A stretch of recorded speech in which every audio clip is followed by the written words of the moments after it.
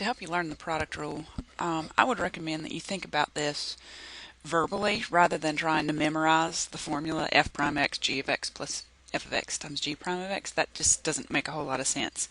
But if you think about this as a product of a first factor is f of x and a second factor is g of x, and then think the derivative of the first times the second plus the first times the derivative of the second.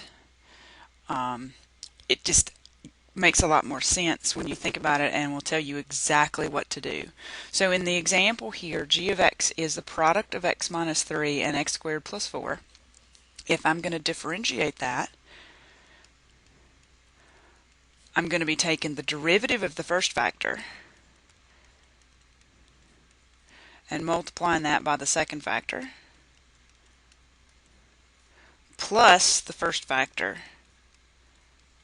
multiplied by the derivative of the second factor.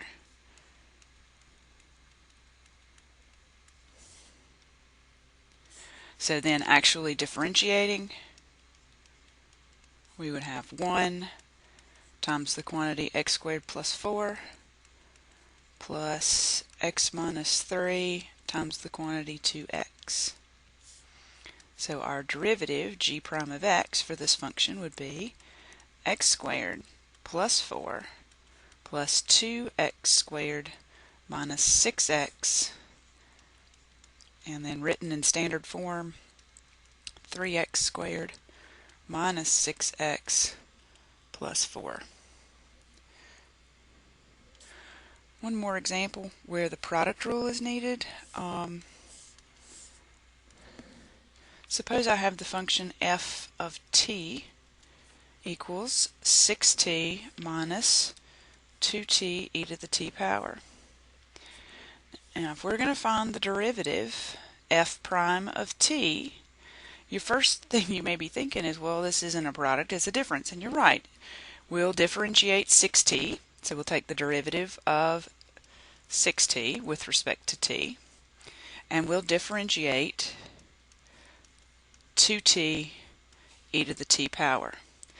This is the derivative where the product rule comes in.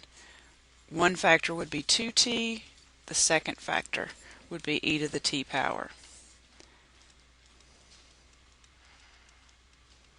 So we're looking at 6 minus, and I'm going to put a bracket here just to make sure I don't get confused. Alright, so the derivative of the first is 2 times the second plus the first times the derivative of the second. And the derivative of e to the t power is e to the t power. Now, I put the brackets there to make sure that it was very clear. I was subtracting everything in that derivative. So our derivative f prime of t would be 6 minus 2 e to the t power minus 2t e to the t power.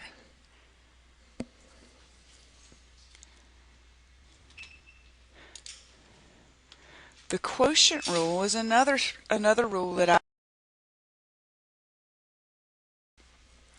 to learn the quotient rule, again, I think it's a good idea to think through this verbally.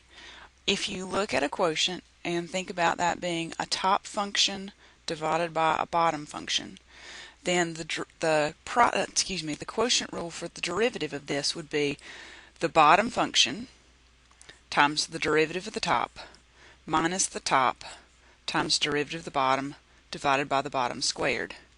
So learn that verbally, and it tells you exactly what to do to take the derivative. To work this example,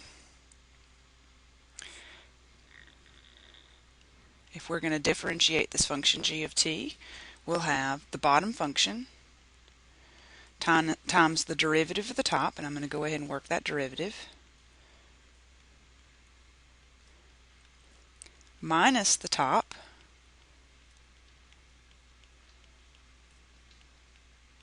times the derivative of the bottom. All of that, and this is the part that gets forgotten, all of that is divided by the bottom function squared.